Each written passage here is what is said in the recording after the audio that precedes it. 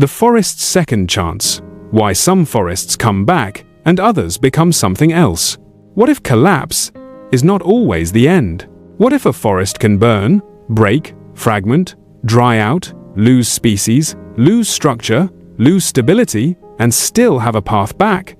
Not a guaranteed path, not an easy one, but a second chance. This is the forest's second chance. And if the last episode revealed how forests can begin collapsing long before the last tree falls, this chapter asks the next question: what determines whether a damaged ecosystem recovers or becomes something else entirely? Because when people imagine recovery, they often imagine a simple story. Damage happens, time passes, nature heals, the forest returns. Sometimes that happens, but not always.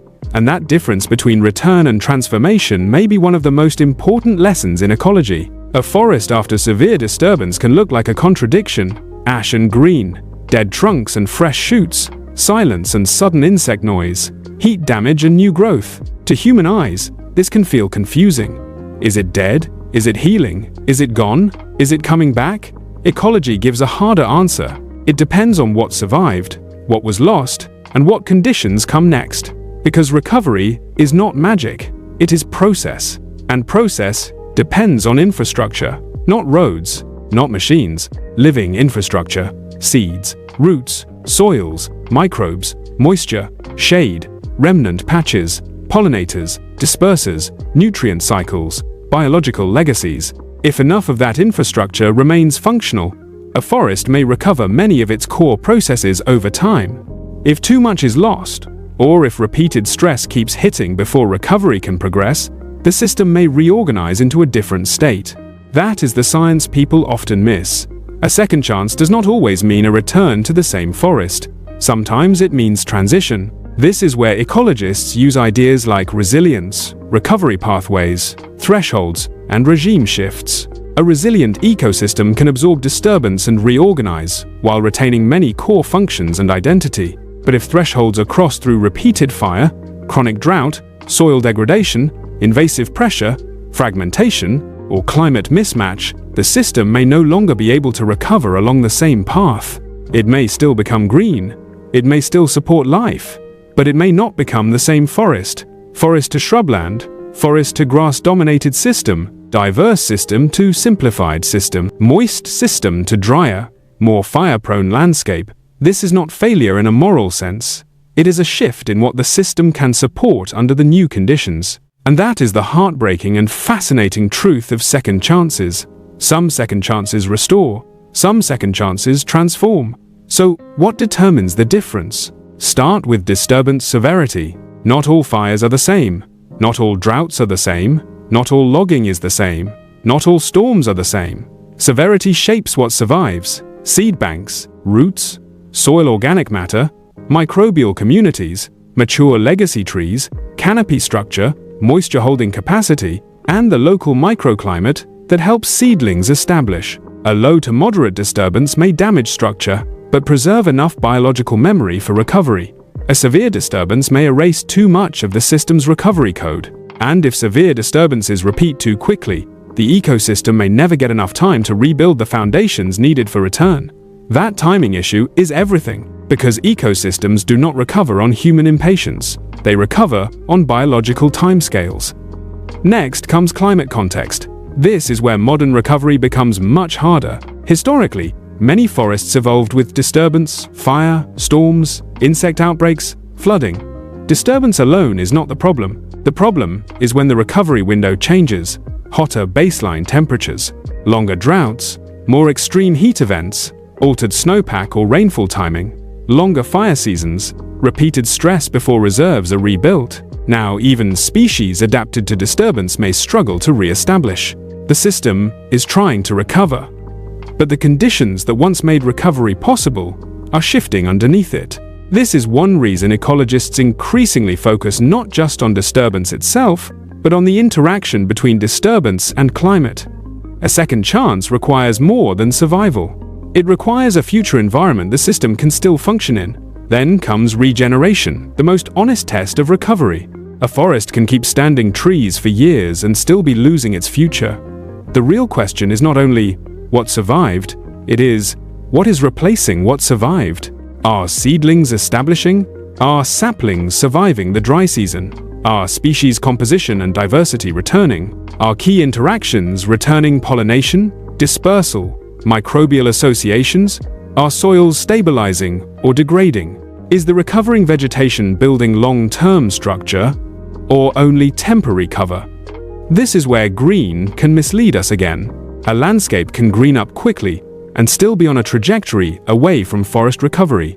Ecologists look deeper: recruitment, survival rates, species turnover, repeated mortality, fuel patterns, soil function, and whether recovery is reinforcing resilience or setting up the next collapse. Recovery is not a photo, it is a trajectory, and trajectories can change.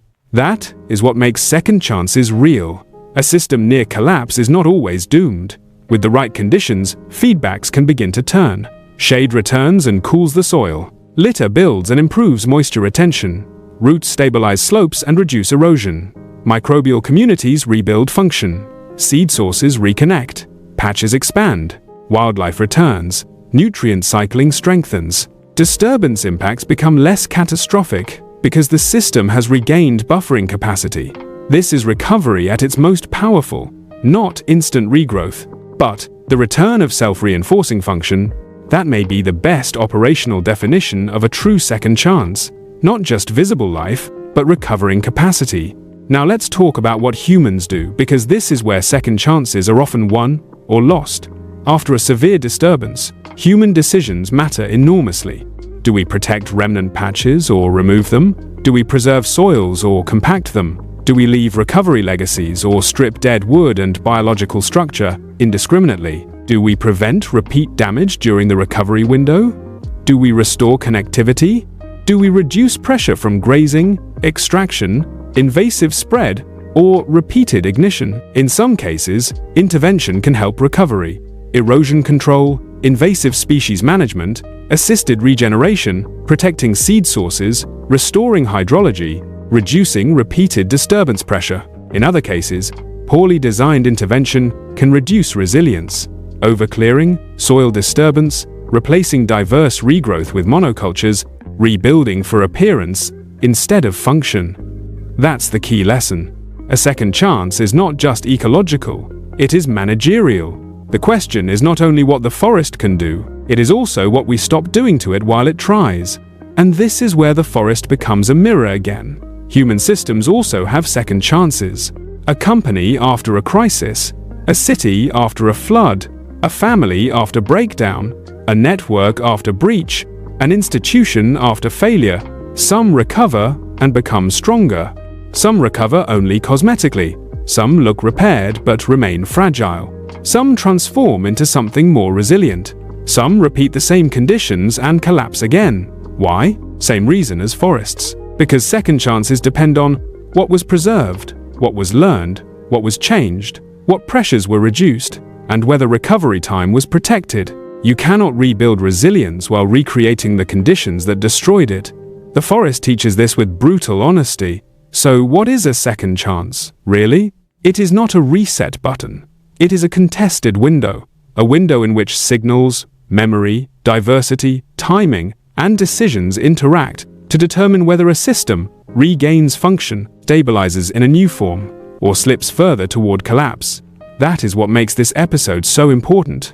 Hope is real, but hope in ecology is not wishful thinking. It is conditional, grounded, built on surviving infrastructure, recovery pathways, and choices made during vulnerability.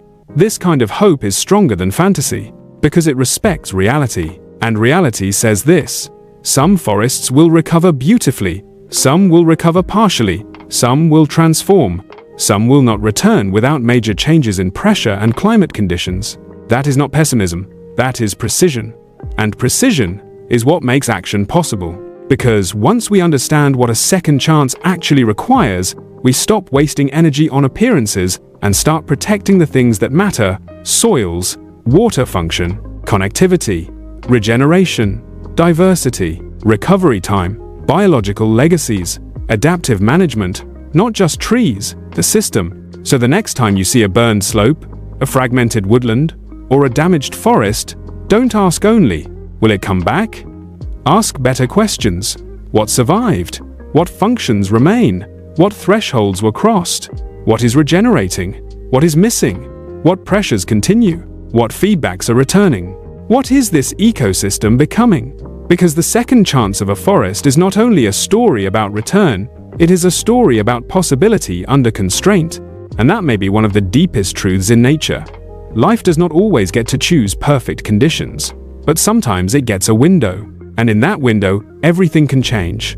If this changed the way you see recovery, resilience, and the future of forests, like this video and subscribe to Hidden Nature Science TV and Kiosh TV, because the next lesson from the living world may not be about how systems collapse, but how they decide what they can still become.